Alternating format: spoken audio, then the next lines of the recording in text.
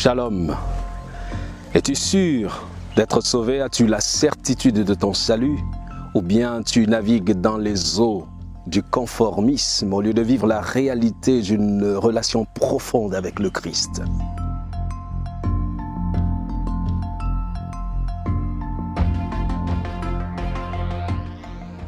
Un jour, il y eut à Java une terrible éruption volcanique. Les gens s'affolaient, fuyaient de toutes parts devant les laves. Une mère affolée se précipita dans la chambre où dormait son bébé et s'empara de ce bébé, le roulant dans une couverture pour le protéger car l'air était vicié, il était déjà embrasé et rempli d'étincelles.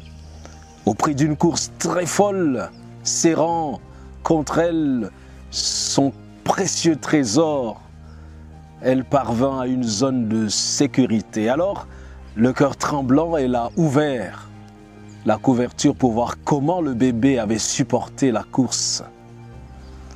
Un cri terrible s'échappa de ses lèvres et elle tomba à terre, totalement anéantie. Dans son trouble, elle avait saisi un petit oreiller au lieu du bébé.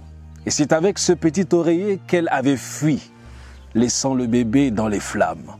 Ça n'était trop pour sa raison. Elle devint folle. Que d'oreillers froids nous avons dans notre expérience de chaque jour. Alors que les laves de destruction coulent et menacent notre monde, nous avons la vie de nos enfants que nous devons préserver et mettre en lieu sûr. Nous avons nos propres vies à préserver. Mais au lieu de fuir avec l'essentiel, plusieurs personnes s'enfuient juste avec des oreillers de grandes maisons, de grosses voitures, de gros diplômes, de lourds comptes bancaires, les oreillers de la luxure, des excès du manger et de boire, des oreillers froids des plaisirs éphémères, de la renommée et du pouvoir. La parole de Dieu nous dit que sert-il à un homme de gagner le monde entier s'il perdait son âme? Beaucoup d'oreillers froids dans l'hypocrisie, beaucoup de gens qui viennent à l'église, mais ils n'ont aucune réalité dans leur relation avec Dieu. Ils vivent une religion froide, faite d'injustice, des égoïsmes, de la fraude, de la corruption, de la double allégeance. On consulte les marabouts, on vit dans une secte, on vit de la violence et de la haine, on refuse de pardonner. Dieu n'attend pas de nous que nous fassions des sacrifices.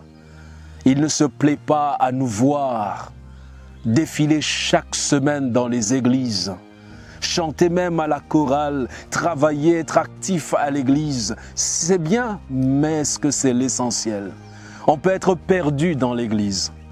On peut être perdu en étant serviteur, en se disant serviteur de Dieu. On peut être totalement perdu. Et le prophète Michée, dans le chapitre 6, le verset 6 à 8, le disait il y a quelques siècles en arrière: « Avec quoi me présenterai-je devant l'Éternel pour m'humilier devant le Dieu très haut? Me présenterai-je avec des holocaustes, avec des veaux d'un an?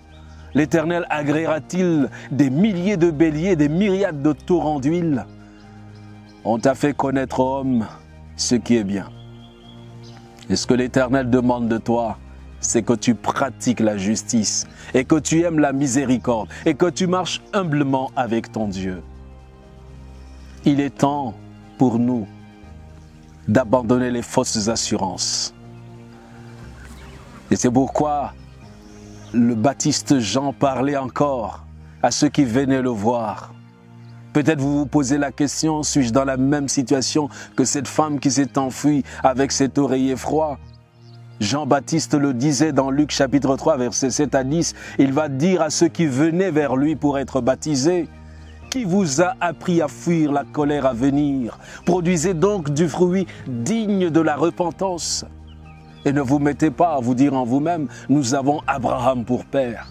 Je suis catholique, je suis protestant, je suis pentecôtiste, je suis adventiste. » Est-ce que vous avez Jésus-Christ? Or, la vie éternelle, c'est qu'ils te connaissent, toi, le seul vrai Dieu, et celui que tu as envoyé, Jésus-Christ. Voici le message de Dieu pour toi et pour moi.